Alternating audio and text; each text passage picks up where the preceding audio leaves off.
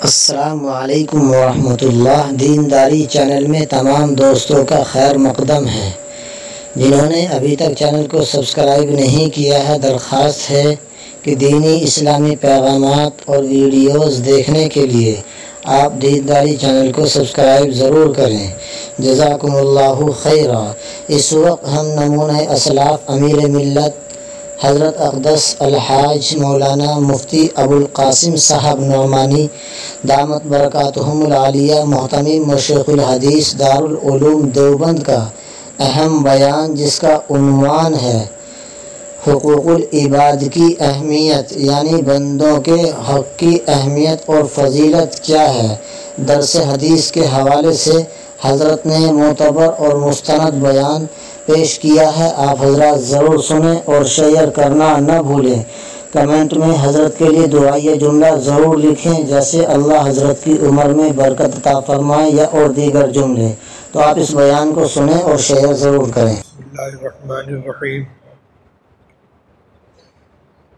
الحمدللہ رب العالمین، والصلاة والسلام علی سید الانبیاء والمرسلین، سیدنا و نبینا و مولانا محمد وعلی آلہ و اصحابہ اجمعین۔ اما بعد، عن ابن عمر رضی اللہ تعالی عنہما ان النبی صلی اللہ علیہ وسلم قال: الظلم ظلمات یوم القیامہ، متفق علیہ۔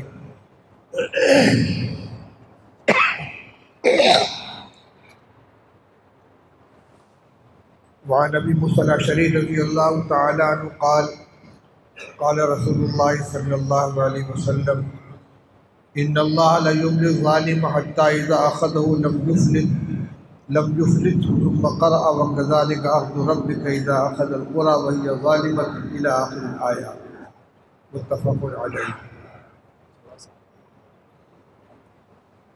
بزرگان محترم، عزیزوں اور بھائیوں، آج جمعہ سے پہلے اپنے مختصر بیان میں حقوق العباد سے متعلق کچھ گفتگو کی تھی۔ مسئلہ بہت اہم ہے اور ہم عام طور پر کسی نہ کسی درجے میں اس برائی کا شکار ہیں۔ اس لیے جی چاہا کہ آج کی اس مجلس میں، جس میں معتکفین کے علاوہ شہر سے بھی بہت سے احباب شریک ہوتے ہیں، اس مضمون کو قدر تفصیل کے ساتھ ذکر کر دیا جائے اور منتخب روایات کا ترجمہ بھی آپ کے سامنے آ جائے۔ باب کا عنوان ہے باب الظلم۔ ظلم کے معنی ہے دوسروں کے ساتھ زیادتی کرنا۔ اس زیادتی کی بہت سی شکلیں ہیں۔ کسی کو مارنا، پیٹنا، قتل کرنا، اذیت پہنچانا، کسی کا حق ضائع کر دینا، کسی کا مذاق اڑانا، کسی کو ایذا پہنچانا، کسی کا حق دبا لینا، میراث میں جو حق پہنچتا ہے وہ نہ دینا، مزدور کو اس کی اجرت نہ دینا، اگر کسی شخص سے کوئی غلطی ہو گئی ہے تو اس کے استحقاق سے زیادہ اس کو سزا دینا، یہ ساری کی ساری چیزیں ظلم کے اندر آ جاتی ہیں۔ اور اس ظلم کا جو انجام ہے وہ بہت ہی خطرناک ہے۔ اللہ جل شانہ نے اس سلسلے میں جو ضابطہ بنایا ہے، ان روایات کو اور ان آیات کو دیکھا جائے تو رونگٹے کھڑے ہو جاتے ہیں۔ ابھی میں نے آپ کے سامنے دو روایتیں پڑھی ہیں۔ پہلی روایت حضرت عبداللہ ابن عمر رضی اللہ تعالیٰ عنہ کی فرماتے ہیں کہ نبی کریم صلی اللہ علیہ وسلم نے ارشاد فرمایا کہ الظلم ظلمات یوم القیامہ، ظلم قیامت کے دن تاریکیوں کی شکل میں ہوگا۔ ایمان اور عمل صالح کی ایک روشنی ہوتی ہے جو محشر کے میدان میں عمل کرنے والے کے آگے آگے چلے گی، اس کو راستہ بتائے گی اور اس کو جنت تک پہنچائے گی۔ لیکن جو شخص ظلم میں مبتلا رہا ہے، جس نے ظلم کیا ہے، اس کے آگے روشنی نہیں ہوگی بلکہ تاریکیاں ہوں گی اور اس کی کوئی رہنمائی نہیں ملے گی۔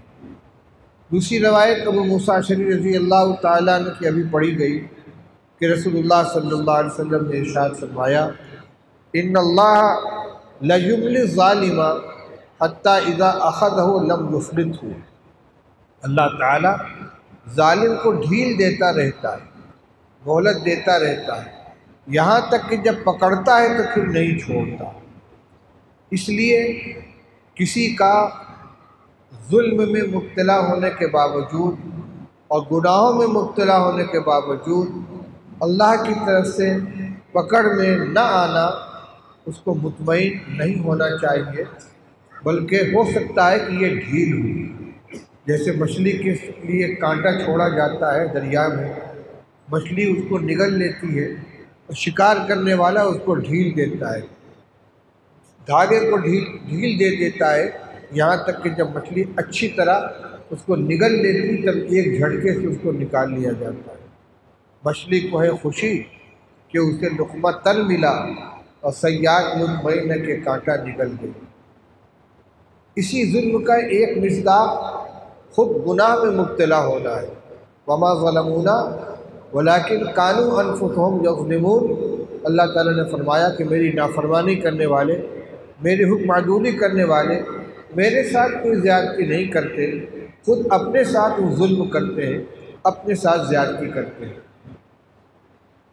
ایک روایت جو بنیادی حیثیت رکھتی ہے، جس میں محشر کے میدان میں ہمارے نامہ اعمال کی کیا حیثیت ہوگی اس کو بیان کیا گیا ہے، وہ حضرت عائشہ رضی اللہ عنہا کی روایت ہے۔ ان عائشہ رضی اللہ تعالی عنہا قالت قال رسول اللہ صلی اللہ علیہ وسلم الدواوین ثلاثۃ، دیوان لا یغفر اللہ الاشراک باللہ، یقول اللہ عز وجل ان اللہ لا یغفر ان یشرک بہ، ودیوان لا یترکہ اللہ ظلم العباد فیما بینہم حتی یختص بعضهم من بعض، ودیوان لا یعبأ اللہ بہ ظلم العباد فیما بینہ وبین اللہ، وذلک الی اللہ ان شاء عذبہ وان شاء تجاوز عنہ۔ یہ حضرت عائشہ رضی اللہ تعالی عنہ ام المؤمنین کی روایت ہے، فرماتی ہے کہ رسول اللہ صلی اللہ علیہ وسلم نے ارشاد فرمایا کہ قیامت کے دن تین طرح کے اعمال نامے سامنے آئیں گے۔ دیوان عمل، اعمال نامے تین قسم کے ہوں گے۔ فرمایا کہ ایک تو وہ دیوان ہوگا جس کی اللہ کے یہاں کسی درجے میں معافی نہیں ہے، وہ کیا ہے؟ الاشراک باللہ، اللہ کے ساتھ شرک کرنا، اس کی ذات میں، اس کی صفات میں کسی کو شریک کرنا، یہ وہ جرم ہے جو ناقابل معافی ہے۔ اللہ تعالیٰ خود ارشاد فرماتے ہیں ان اللہ لا یغفر ان یشرک بہ، کہ اللہ تعالیٰ اس چیز کو تو ہرگز معاف نہیں فرمائیں گے کہ ان کے ساتھ کسی کو شریک کیا جائے، عبادت میں شریک کیا جائے، ان کی صفات میں شریک کیا جائے۔ فرمائے دوسرا دیوان وہ ہے کہ لا یترکہ اللہ، اللہ تعالیٰ اس کو نظر انداز نہیں کریں گے، چھوڑیں گے نہیں، اس کا فیصلہ ضرور فرمائیں گے۔ وہ کیا ہے؟ ظلم العباد فیما بینہم، بندوں نے آپس میں جو ایک دوسرے کے ساتھ زیادتیاں کی ہیں ان کو اللہ تعالیٰ چھوڑیں گے نہیں، حتی یختص بعضهم من بعض، جب تک کہ ایک دوسرے سے اپنا حق وصول نہ کر لے۔ اور حق وصول کرنے کی شکل کیا ہوگی یہ دوسری روایت میں ابھی آپ کے سامنے آ رہا ہے، کہ اللہ تعالیٰ ہر صاحب حق کو اس کا حق دلائیں گے، حق دلائے بغیر چھوڑیں گے نہیں۔ فرمایا وَدِیوَانٌ لَا يَعْبَأُ اللَّهُ بِهِ، اور ایک نامہ اعمال وہ ہوگا جس کی اللہ تعالیٰ کوئی پرواہ نہیں کرے گا۔ وہ کیا ہے؟ ظلم العباد فیما بینہم وبین اللہ، بندوں کی وہ زیادتی جو ان کے اور اللہ کے درمیان ہے، اللہ تعالیٰ کی نافرمانیاں کی ہیں، حکم عدولی کی ہے، گناہ کیے ہیں، چھوٹے بڑے ہر قسم کے گناہ کیے ہیں، لیکن شرک کے علاوہ ہے، کیونکہ شرک کے بارے میں الگ ضابطہ ہے، اس کی معافی کی کوئی شکل نہیں ہے۔ ان کے علاوہ جتنے گناہ ہیں یہ سب کے سب اللہ کے اپنے حقوق ہیں، اور اللہ تعالیٰ کی دونوں صفت ہے۔ نبی عبادی انی انا الغفور الرحیم وان عذابی هو العذاب العلیم۔ اللہ تعالیٰ فرماتے ہیں کہ میرے بندوں کو بتا دیجئے کہ میں بہت بخشنے والا اور بہت رحم کرنے والا ہوں۔ انی انا الغفور الرحیم، غفور بھی ہوں رحیم بھی ہوں۔ وان عذابی هو العذاب العلیم، یہ بھی بتا دیجئے کہ میری سزا بہت سخت ہے، میرا عذاب بہت سخت ہے۔ اللہ تعالیٰ کو کوئی مجبور کرنے والا نہیں، وہ با اختیار ہے۔ وہ چاہیں گے تو زندگی بھر کے گناہ کو معاف فرما دیں گے۔ کوئی ادا پسند آ جائے بندے کو، کوئی عمل پسند آ جائے یا کوئی بھی عمل نہ ہو، اللہ تعالیٰ اپنے عفو و کرم سے گناہوں کو معاف فرما دے۔ اور اگر چاہیں گے تو پکڑ ہو جائے گی، گرفت ہو جائے گی، سزا دی جائے گی۔ تو یہ تیسرا نام اعمال وہ ہے کہ جو بندوں کی اور اللہ کے درمیان کا معاملہ ہے۔ فرمایا فذاک الی اللہ، وہ اللہ کے سپرد ہوگا۔ ان شاء عذبہ و ان شاء تجاوز عنہ، اللہ تعالیٰ چاہیں گے تو اسے عذاب دیں گے اور اگر چاہیں گے تو معاف فرما دیں گے۔ اس وقت ہماری گفتگو دوسرے نمبر کے نامہ اعمال سے متعلق ہو رہی ہے کہ جو بندوں کے آپس کے معاملات ہیں، ایک دوسرے کے ساتھ زیادتیاں پائی جاتی ہیں، ان کے بارے میں یہ اعلان ہے کہ ہم ان کو چھوڑیں گے نہیں، بدلہ دلا کر رہیں گے۔ اس کی شکل کیا ہوگی؟ اب روایتیں سنیے۔ عن ابی ہریرہ رضی اللہ تعالی عنہ قال قال رسول اللہ صلی اللہ علیہ وسلم من كانت له مظلمة لأخيه من عرضه أو شيء فليتحلله منه اليوم قبل أن لا يكون دينار ولا درهم إن كان له عمل صالح أخذ منه بقدر مظلمته وإن لم يكن له حسنات أخذ من سيئات صاحبه فحمل عليه رواہ البخاری۔ بخاری شریف کی حدیث ہے۔ حضرت ابو ہریرہ رضی اللہ تعالیٰ عنہ روایت کرتے ہیں کہ رسول اللہ صلی اللہ علیہ وسلم نے ارشاد فرمایا کہ جس شخص کی اپنے بھائی کے ساتھ کوئی زیادتی ہو گئی ہو، کوئی زیادتی اپنے بھائی کے ساتھ ہو گئی، مظلمت ظلم ہو گیا ہو، زیادتی ہو گئی ہو، من عرضہ او شیء، چاہے اس کی آبرو سے اس کا تعلق ہو، اس کی بے عزتی کر دی ہے، اس کا مذاق اڑایا ہے، اس کی پس پش شکایت کی ہے، اس کے ساتھ تمسخر کیا، استہزاء کیا ہے، یعنی مارا پیٹا نہیں ہے، پیسہ نہیں لیا ہے، لیکن اس کی آبرو پر حملہ کیا ہے، اس کی عزت کو داغدار کیا ہے، او شیء، یا اور بھی کچھ ہوا ہو، جسمانی اذیت پہنچائی ہے، مالی نقصان پہنچایا ہے، کسی بھی طرح سے اس کو نقصان پہنچایا ہے، فَلْيَتَحَلَّلْهُ مِنْهُ الْيَوْمَ، تو چاہیے کہ آج دنیا میں رہتے ہوئے اس سے اس کو معاف کرا لے، اس کو حلال کر لے اپنے لیے کہ آخرت کے اندر اس کا ہم سے معاوضہ مت کرنا۔ قبل اللہ یکون دینار ولا درہم، اس دن کے آنے سے پہلے کہ جب نہ دینار ہوگا نہ درہم ہوگا، نہ روپیہ ہوگا نہ پیسہ ہوگا۔ پھر کیسے حقوق ادا کیے جائیں گے؟ اگر دنیا میں معاف نہیں کرایا یا حق ادا نہیں کیا، تحلل کی دو صورتیں ہیں، حق کو ادا کر دے یا معاف کرا لے، دونوں صورتوں میں اس سے وہ چھٹکارا پا لے گا۔ تو فرمایا کہ جو حق ہو اس دن کے آنے سے پہلے اس کو اپنے لیے حلال کر لے، یا تو حق کو ادا کر دے یا اس کو معاف کرا لے، قبل اس دن کے جس دن نہ درہم ہوگا نہ دینار ہوگا۔ ان کان لہ عمل صالح اخذ منہ بقدر مظلمتہ، ایک حق وصول کرنے والا ہوگا جس کے ساتھ ظلم کیا گیا ہے، ایک ظالم ہوگا جس سے حق وصول کرنا ہے۔ فرمایا اگر اس زیادتی کرنے والے کے نامہ اعمال میں نیکیاں ہوں گی تو اس سے اس کے ظلم کے بقدر نیکیاں لے لی جائیں گی اور اس کو دے دی جائیں گی جس کے ساتھ زیادتی ہوئی ہے۔ وَإِن لَّمْ يَكُن لَّهُ حَسَنَاتٌ أُخِذَ مِن سَيِّئَاتِ صَاحِبِهِ، اور اگر اس کے پاس نیکیاں نہیں ہوں گی تو اس کے ساتھی کی، یعنی جو صاحب جو مظلوم ہے اس کے گناہ لے لیے جائیں گے اور اس کے اوپر لاد دیے جائیں گے۔ فَحُمِلَ عَلَيْهِ، اس ظالم کے اوپر لاد دیے جائیں گے۔ اس کا انجام کیا ہوگا؟ اگلی روایت سنیے۔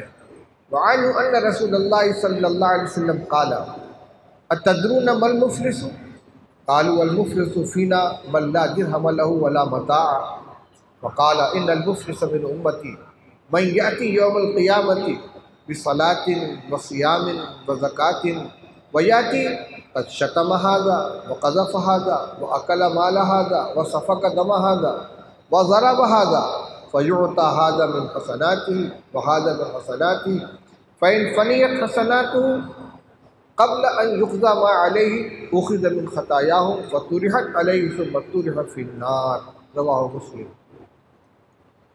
یہ روایت بھی حضرت ابو ہریرہ رضی اللہ تعالیٰ عنہ کی، اور اس کو امام مسلم رحمۃ اللہ علیہ نے اپنے جامع میں ذکر کیا ہے۔ اس میں تھوڑی سی اور تفصیل ہے اسی مضمون کی۔ ابو ہریرہ رضی اللہ تعالیٰ فرماتے ہیں کہ رسول اللہ صلی اللہ علیہ وسلم نے ارشاد فرمایا، کیا تم جانتے ہو کہ مفلس کون ہے؟ مفلس ایک عام لفظ ہے، جس آدمی کے پاس کچھ نہ ہو، فقیر ہو، غریب ہو، اس کو مفلس کہا جاتا ہے۔ تو آپ نے پوچھا جانتے ہو مفلس کون ہے؟ لوگوں نے کہا المفلس فینا من لا درہم لہ ولا متاع، ہمارے درمیان مفلس، غریب، نادار وہی سمجھا جاتا ہے جس کے پاس نہ پیسہ ہو نہ سامان ہو، جو نقد رقم بھی نہ رکھتا ہو اور متاع بھی ساتھ و سامان بھی نہ رکھتا ہو۔ آج نے فرمایا ان المفلس من امتی، یہ تو تم دنیا کے اعتبار سے مفلس بتا رہے ہو، حقیقی مفلس کون ہے میں بتاتا ہوں۔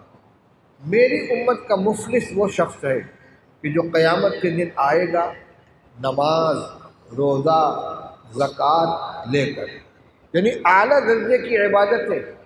نماز سب سے اہم عبادت ہے، بدنی عبادت، زکوٰۃ مالی عبادت، روزہ بدنی عبادت ہے، جس کی ہر عمل کی اعلیٰ درجے کی فضیلتیں ہیں۔ نماز کی بڑی فضیلت ہے، زکوٰۃ کی بہت فضیلت ہے، روزے کی فضیلت آپ سنتے ہی رہتے ہیں، جس کے بارے میں اللہ تعالیٰ فرماتے ہیں کہ روزہ میرے لیے، اس کا بدلہ میں دوں گا۔ یہ ساری عبادتوں خوب لے کر آئے گا، بڑی مقدار میں لے کر آئے گا، بڑا مطمئن ہوگا، الحمدللہ میرے نام اعمال میں نمازیں بھی ہیں، روزہ بھی ہے، زکوٰۃ بھی ہے۔ جب یہ اعلیٰ درجے کی ہے تو چھوٹی موٹی اور نیکیاں تو ہوں گی، لیکن اسی کے ساتھ کچھ اور بھی ہوگا نام اعمال میں۔ ویاتی، اس حال میں آئے گا کہ قد شتم ھذا، اس حال میں آئے گا کہ اس کو گالی بکی ہے، وقذف ھذا، اس کے اوپر جھوٹا الزام لگایا ہے، اکل مال ھذا، اس کا مال ہڑپ کیا ہے، سفک دم ھذا، اس کا خون بہایا ہے، ضرب ھذا، اس کو مارا ہے۔ کسی کو مارا ہوگا، کسی کا خون بہایا ہوگا، کسی کا مال کھایا ہوگا، کسی کو تہمت لگائی ہوگی، کسی کو گالی بکی ہوگی، یہ بھی اس کے نام اعمال میں۔ فیعطیٰ ھذا من حسناتہ وھذا من حسناتہ، اب یہ سارے کے سارے جن کے ساتھ زیادتیاں ہوئی ہیں وہ آئیں گے اور اس کی نیکیاں لے لے کر ان کو دے دی جائیں گی۔ فرمایا فَإِنْ فَنِيَتْ حَسَنَاتُهُ، اگر اس کی نیکیاں ختم ہو جائیں گی قبل ان یقضى ما علیہ، ان حقوق کی ادائیگی سے پہلے جو اس کے اوپر عائد ہیں، کیا ہوگا؟ اخذ من خطایاہم فطرحت علیہ، ان لوگوں کے گناہ لیے جائیں گے اور اس کے اوپر لاد دیے جائیں گے، ثم طرح فی النار، پھر اس کو جہنم میں ڈال دیا جائے گا۔ بہت مطمئن ہو کر گیا ہے، دنیا میں ایک چیز پر اس کی نگاہ تھی، جتنی نیکیاں ہو سکے بٹور لو، نماز کی پابندی ہو رہی ہے، زکوٰۃ بھی حساب کر کے دی جا رہی ہے، روزہ بھی رکھا جا رہا ہے، اور بھی صدقات خیرات ہو رہے ہیں، لیکن ادھر نظر نہیں تھی کہ میری ذات سے لوگوں کو تکلیف بھی پہنچ رہی ہے، دوسروں کے حقوق بھی ضائع ہو رہے ہیں، میراث بھی دبا رکھی ہے میں نے، میراث والوں کو ان کا حق نہیں دیا ہے، مزدوروں کا پیسہ بھی کاٹ لیتا ہوں میں، اجیر کی اجرت نہیں دے رہا ہوں، میری وجہ سے میرے پڑوسی کو اذیت پہنچ رہی ہے، میری حرکتوں سے اس کو تکلیف پہنچ رہی ہے، میں بڑی حیثیت والا ہوں، جس کو چاہتا ہوں گالی بک دیتا ہوں، جس پر جو چاہتا ہوں الزام لگا دیتا ہوں، یہ سارے گناہ نام اعمال میں درج ہو رہے ہیں، ان کو نظر انداز کر رہا ہے، اور نگاہ کس چیز کے اوپر ہے؟ فلاں فلاں فلاں فلاں نیکیاں میں نے کر رکھی ہیں، لیکن جب محشر کے میدان میں نام اعمال کھولا جائے گا تو اب یہ سلسلہ وہ شکل بنے گی جو ابھی ذکر کی گئی، طُرِحَ فِی النَّارِ، اس کو جہنم کے اندر ڈال دیا جائے گا۔ شیخ الحدیث حضرت مولانا محمد زکریا صاحب رحمۃ اللہ علیہ نے فضائل کے رسالے میں اس حدیث کو ذکر کرنے کے بعد ایک شعر نقل کیا ہے، وہ محروم تمنا، وہ مایوس تمنا کیوں نہ سوئے آسماں دیکھے، کہ جو منزل بمنزل اپنی محنت رائیگاں دیکھے۔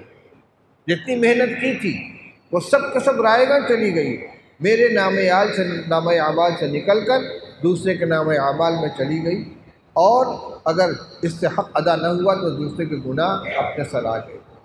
میرے بھائیو، اللہ کے رسول صلی اللہ علیہ وسلم محشر میں پیش آنے والے اس منظر کو یہاں بیان فرما رہے ہیں۔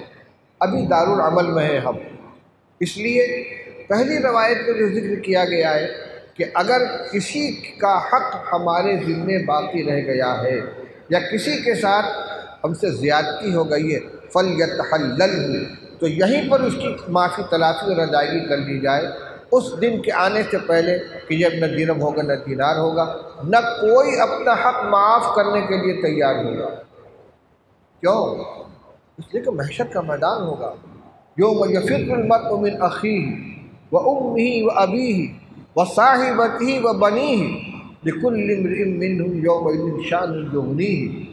فرمائے یہ وہ دن ہوگا کہ یوم یفر المرء من اخیہ، آدمی اپنے بھائی کو دیکھ کر بھاگے گا، کہیں مجھ سے کوئی مدد نہ طلب کرے، وامہ وابیہ، اپنی ماں کو دیکھ کر بھاگے گا، اپنے باپ کو دیکھ کر بھاگے گا، وصاحبتہ واخیہ، اپنے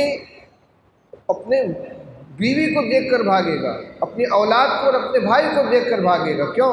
لِكُلِّ امْرِئٍ مِّنْهُمْ يَوْمَئِذٍ شَأْنٌ يُغْنِيهِ، ہر آدمی کو اپنی اپنی پڑی ہوگی، میرا بیڑا کس کی طرف پار ہو جائے۔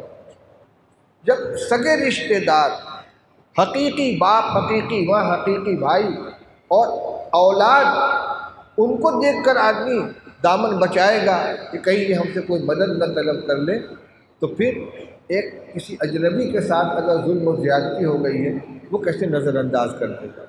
اس لیے یہاں رہتے ہوئے اپنے معاملات کو درست کریں، دیکھیں، سوچیں، غور کریں، کسی دوسرے سے کہ کہنے کے انتظار میں نہ رہیں، بلکہ خود اپنے معاملات کو دیکھیں۔ ہمارے کسی کے ساتھ زیادتی تو نہیں ہوئی، کسی سے قطع تعلق تو نہیں کر لیا، کسی ملازم کے ساتھ تو زیادتی نہیں ہوئی۔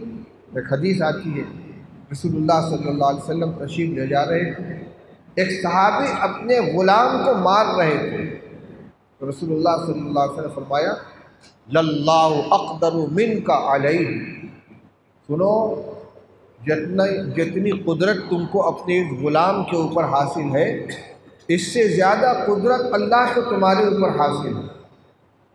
آج یہ غلام ہے، تم مالک ہو، یہ کچھ کہہ نہیں سکتا، تم اس کی پٹائی کر رہے ہو، جب حساب و کتاب کا وقت آئے گا اللہ کو تمہارے اوپر اس سے زیادہ قدرت حاصل ہے جتنی قدرت تم کو اس کے اوپر حاصل ہے۔ صحابی تھے، مڑ کر دیکھا، کانپ اٹھے، کہا وہ حر للوجہ اللہ، یا رسول اللہ میں اللہ کے واسطے اس غلام کو آزاد کر رہا ہوں۔ اسی لیے اگر کسی کے ساتھ کسی نے کوئی زیادتی بھی کی ہے، بدلہ بھی لینا ہے، تو اس سے زیادہ بدلہ لینے کی اجازت نہیں ہے جتنی اس کی طرف سے زیادتی پائی گئی ہے۔ وَإِنْ عَاقَبْتُمْ فَعَاقِبُوا بِمِثْلِ مَا عُوقِبْتُمْ بِهِ، اس کی اجازت ہے۔ ایک تھپڑ مارا ہے تو ایک تھپڑ اتنی زور سے مار سکتے ہو، لیکن اگر معاف کر دو تو وہ فَهُوَ خَيْرٌ لِلصَّابِرِينَ، یہ معاف کرنے والوں کے حق میں بہت بہتر ہے۔ آخر کوئی تو وجہ تھی کہ نبی کریم صلی اللہ تعالیٰ علیہ وسلم کی سیرت میں یہ بات آتی ہے کہ پوری حیات طیبہ میں آپ نے اپنی ذات کا انتقام کسی سے کچھ نہیں لیا۔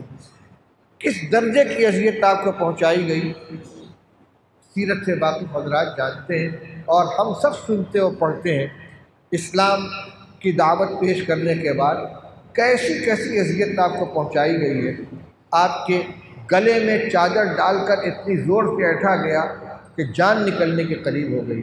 آپ کی پشت پر اونٹ کی اوجھڑی لا کر رکھی گئی، آپ کو پتھر مارے گئے، راستے میں کانٹے بچھائے گئے، 3 سال کے لیے بائیکاٹ کر کے آپ کو ایک گھاٹی کے اندر آپ کے پورے خاندان کے ساتھ قید کر دیا گیا۔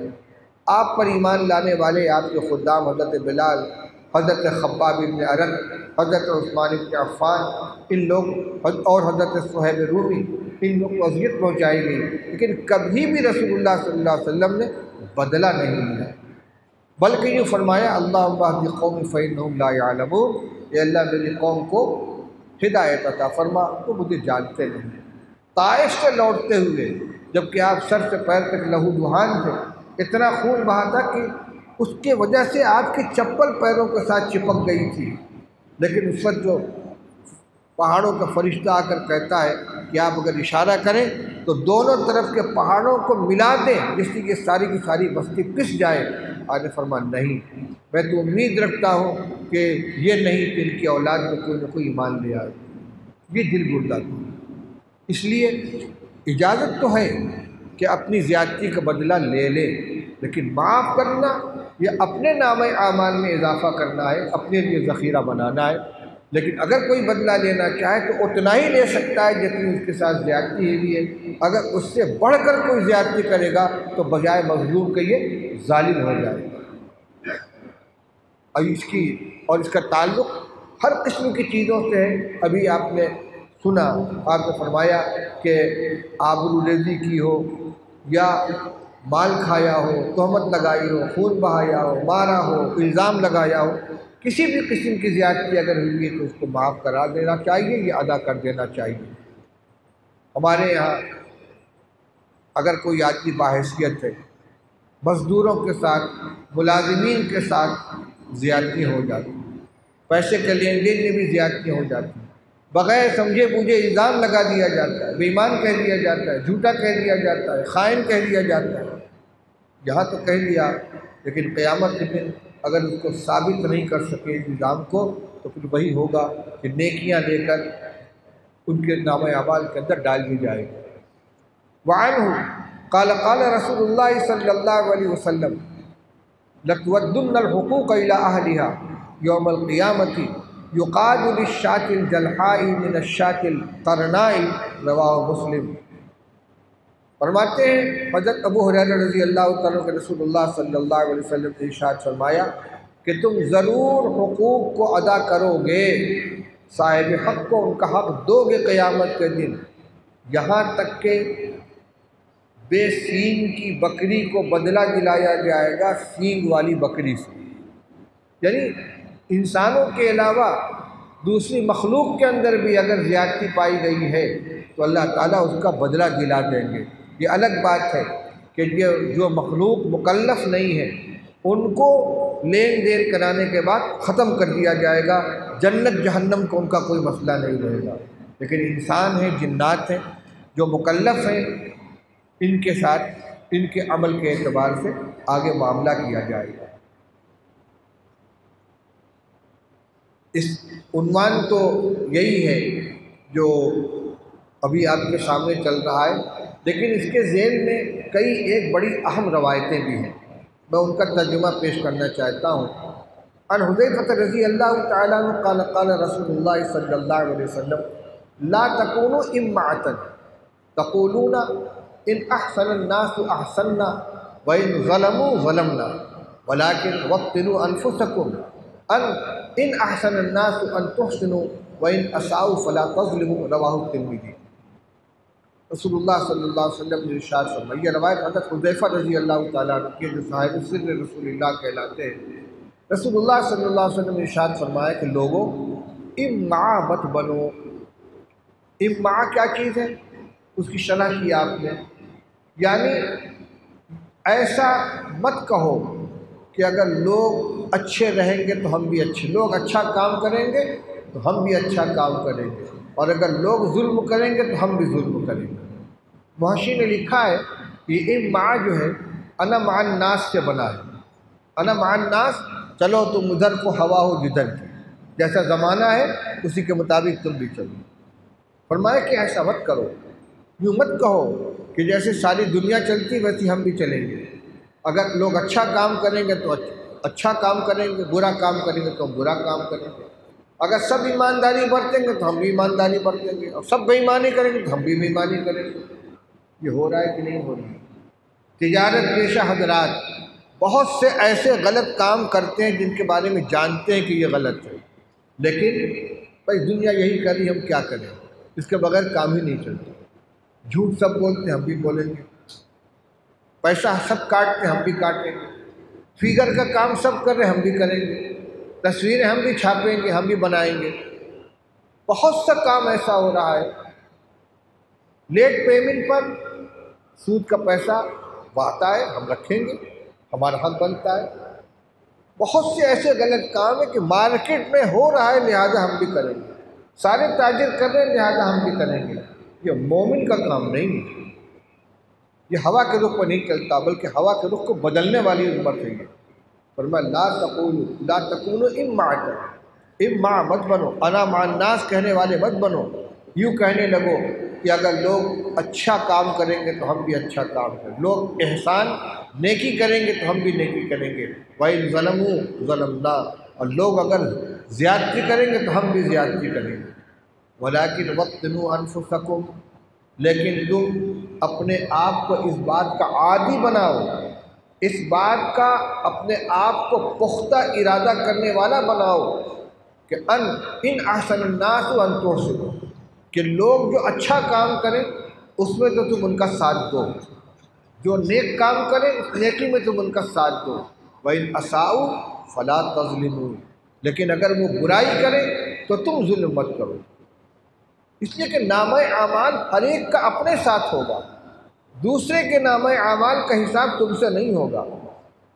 دوسرے نے اچھائی کی، تم اچھائی کرو گے، اچھائی تمہارے کام آئے گی۔ دوسرا غلط طریقہ اختیار کرتا ہے، تم بھی دیکھا دیکھی کرو گے تو وہ اپنے ظلم کی سزا بھگتے گا، تم اپنے ظلم کی سزا بھگتو گے۔ اس وجہ سے کہ فلاں نے ایک کام کیا تو ہم نے اس کی نقل کی تھی، تم سے معاف نہیں کر دیا جائے گا۔ یہ روایت حضرت ابو حذیفہ رضی اللہ تعالیٰ کی ترمذی شریف کی ہے۔ اس میں ایک اور روایت بھی سنانے کو جی چاہتا ہے۔ ان معاویہ رضی اللہ تعالیٰ عنہ انہ کتب الی عائشہ رضی اللہ عنہا ان اکتبی الی کتابا توصینی فیہ ولا تفسدی، فکتبت سلام علیک اما بعد فإنی سمعت رسول اللہ صلی اللہ علیہ وسلم یقول من التمس رضا اللہ بسخط الناس کفاہ اللہ مؤنۃ الناس ومن التمس رضا الناس بسخط اللہ وکلہ اللہ الی الناس والسلام علیکم، رواہ الترمذی۔ بہت اہم حدیث ہے۔ حضرت معاویہ رضی اللہ تعالیٰ عنہ نے حضرت عائشہ رضی اللہ تعالیٰ عنہ کے پاس خط لکھا۔ حضرت معاویہ رضی اللہ تعالیٰ عنہ ملک شام میں رہتے تھے۔ حضرت عثمان رضی اللہ تعالیٰ کے زمانے میں ان کو گورنر بنا کے وہاں بھیجا گیا کیونکہ وہیں رہ گئے۔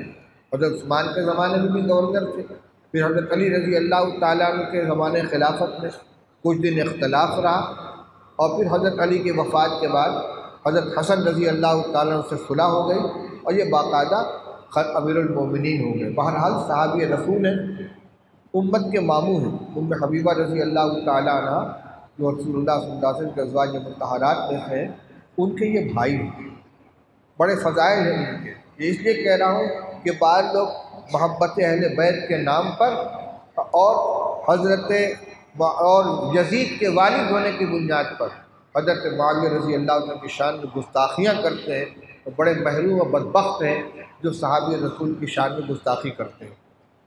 حضرت معاویہ رضی اللہ تعالیٰ عنہ نے ملک شام سے مدینہ طیبہ حضرت عائشہ رضی اللہ عنہ کے پاس خط بھیجا اور اس میں یہ درخواست کی ان اکتبی الی کتابا توصینی فیہ، آپ میرے پاس کوئی خط بھیجیے جس نے کچھ وصیت فرمائی ہے۔ بھئی یہ کون فوٹو لے رہا ہے وہاں؟ کچھ وصیت، کچھ نصیحت فرمائیے خط کے ذریعے سے۔ یہ تھی طلب، یہ تھی خواہش، یہ تھی تمنا کہ بڑوں سے نصیحت حاصل کریں، وصیت حاصل کریں، اچھی باتیں معلوم کریں، اس کے اوپر عمل کریں۔ صرف دعا نہیں کراتے تھے برکت کے لیے، خیر کی باتیں پوچھتے تھے، عمل کراتے تھے۔ تو کہا کہ مجھے خط لکھیے جس نے مجھے آپ کی نصیحت کیجیے، ولا تکثری، اور بہت لمبی نصیحت پر کیجیے گا، کیونکہ مقصد عمل کرنا ہے، مختصر سی بات ہو اس پر عمل کر سکو۔ حضرت عائشہ رضی اللہ تعالیٰ عنہ نے جو خط لکھا ہے وہ 2 سطر کا خط ہے اور اس میں سب کچھ آ گیا۔ فرمایا اب سلام علیک، خط کا آغاز سلام کے ذریعے السلام علیکم اما بعد فإنی سمعت رسول اللہ صلی اللہ علیہ وسلم، میں نے رسول اللہ صلی اللہ علیہ وسلم کو یہ فرماتے ہوئے سنا ہے کہ من التمس رضا اللہ بسخط الناس کفاہ اللہ منت الناس، جو شخص اللہ کی خوشنودی تلاش کرتا ہے لوگوں کی ناراضگی مول لے کر، اللہ تعالیٰ اس کو لوگوں کے شر سے بچا لیتا ہے۔ ومن التمس رضا الناس بسخط اللہ، اور جو لوگوں کی خوشنودی حاصل کرنا چاہتا ہے اللہ تعالیٰ کو ناراض کر کے، اللہ تعالیٰ اس کو مخلوق کے حوالے کر دیتا ہے۔ بہت صاف ستھری بات ہے 2 ٹوک لفظوں میں، یعنی اگر بندہ کوئی ایسا کام کرتا ہے کہ جسے کرنے سے اللہ تو راضی ہو جائیں گے لیکن سب لوگ ناراض ہو جائیں گے، شادی ہے، رسمیں پوری کرنی ہے، اس میں باجا بھی ہوگا، اس میں میوزک بھی بجے گی، فوٹو بھی کھینچا جائے گا، ویڈیو بھی بنایا جائے گا اور دنیا بھر کی خرافات ہوگی۔ کیوں؟ داماد، بہنوئی، دوست احباب، نوشا سب کو خوش کرنا ہے۔ معلوم ہے کہ ناجائز ہے لیکن سب کو خوش کرنے کے لیے اللہ کو ناراض کرنا ہے۔ اب اس موقع پر اگر کوئی جم جاتا ہے ہم اللہ کی ناراضگی والا کوئی کام نہیں کریں گے، دنیا ناراض ہو جائے، وہ پہلی وصیت کا مصداق بنتا ہے۔ بل التمس رضا اللہ بسخط الناس، جو شخص اللہ کی رضا کا متلاشی ہوتا ہے، اللہ کی خوشنودی حاصل کرنا چاہتا ہے، چاہے سارے لوگ ناراض ہو جائیں، اللہ تعالیٰ اس کو لوگوں کے شر سے بچاتے ہیں۔ جن کا ڈر تھا اس کو، وہ اس کو نقصان نہیں پہنچا پائیں۔ اور جو ہار گیا، جس نے لوگوں کی خوشنودی کو حاصل کیا اللہ کو ناراض کر کے، وکلہ الناس، اللہ تعالیٰ اس کو لوگوں کے حوالے کر دیں گے۔ ظاہر بات ہے کہ جب لوگوں کے حوالے ہو جائے گا تو اس کی خیریت نہیں، اور کتنا بھی مخلوق کو خوش کرنے کی کوشش کی جائے وہ خوش نہیں ہوگی، اس کو وہ تو ناراض ہی رہے گی، ایک موقع پر، دوسرے موقع پر، تیسرے موقع پر، اس لیے یہ سلسلہ کبھی ختم نہیں ہوگا۔ والسلام علیک، خط کا آغاز سلام علیک سے، خط کا اختتام سلام علیک سے۔ کہ میرے بھائیو، اس روایت کو اپنی زندگی کا معیار بنا لینا چاہیے۔ اگر کوئی ایسا کام ہے اللہ بھی خوش ہے، مخلوق بھی خوش ہے، بہت اچھا ہے۔ کوئی ایسا کام ہے کہ ناجائز ہے، لوگ بھی اس کو پسند نہیں کرتے، اس سے بچا جائے۔ یہاں کوئی امتحان نہیں، امتحان وہاں آتا ہے کہ ایک طرف اللہ کی رضامندی یا ناراضگی ہے، دوسری طرف بندوں کی ناراضگی یا رضامندی ہے۔ بندہ کس چیز کو ترجیح دیتا ہے؟ حضرت عائشہ رضی اللہ عنہ کی روایت سے معلوم ہوتا ہے، اور یہ ارشاد نبی کریم صلی اللہ علیہ وسلم کا، کہ جو شخص اللہ کی رضامندی کو ترجیح دے گا، مخلوق کو ناراض کر دے گا، اللہ کی حفاظت میں آ جائے گا، اس کو کوئی بال بیکا نہیں کر سکتا، کوئی نقصان نہیں پہنچا سکتا۔ اور جو لوگوں کے ڈر سے، ان کے ناراضگی کے خوف سے اللہ کو ناراض کر بیٹھے گا، اللہ تعالیٰ اس کی حفاظت میں فرمایا مخلوق کے حوالے کر دیں گے۔ اس سلسلے کی ایک اور بڑی اہم روایت ہے، عن علی رضی اللہ تعالیٰ عنہ قال قال رسول اللہ صلی اللہ علیہ وسلم ایاک ودعوۃ المظلوم فإنما يسأل اللہ تعالی حقہ وإن اللہ لا يمنع ذا حق حقہ۔ حضرت علی رضی اللہ تعالیٰ فرماتے کہ رسول اللہ صلی اللہ علیہ وسلم نے ارشاد فرمایا کہ مظلوم کی بد دعا سے بچو، مظلوم کی بد دعا سے بچو۔ کیا مطلب؟ یعنی ظلم کرو، اس کو بد دعا مت کرنے دو، ظلم نہ کرو۔ اگر تم ظلم کرو گے وہ مظلوم ہو جائے گا تو وہ ہاتھ اٹھا دے گا، اللہ سے فریاد کرے گا۔ فرمایا ایسا موقع مت آنے دو۔ کیوں؟ کیونکہ وہ اللہ سے اپنا حق مانگ رہا ہے، اور اللہ تعالیٰ کسی صاحب حق کو اس کے حق سے محروم نہیں کرے، وہ جو حق مانگے گا اس کو ملے گا۔ بترس از آہ مظلومہ کہ ہنگام دعا کردن، اجابت از در حق بہر استقبال میں آیت۔ فرمایا مظلوموں کی بد دعا سے ڈرو، بچو، کیونکہ جب وہ بد دعا کرتا ہے تو آسمان سے قبولیت اس کا استقبال کرنے کے لیے آتی ہے۔ عن اوس بن شرابیل अन्नहु समिअ रसूलुल्लाह सल्लल्लाहु अलैहि वसल्लम यक़ूल मन मशा मअ ज़ालिमिन लियुक़व्वियहु व यअलमु अन्नहु ज़ालिमुन फ़क़द ख़रज मिनल इस्लाम।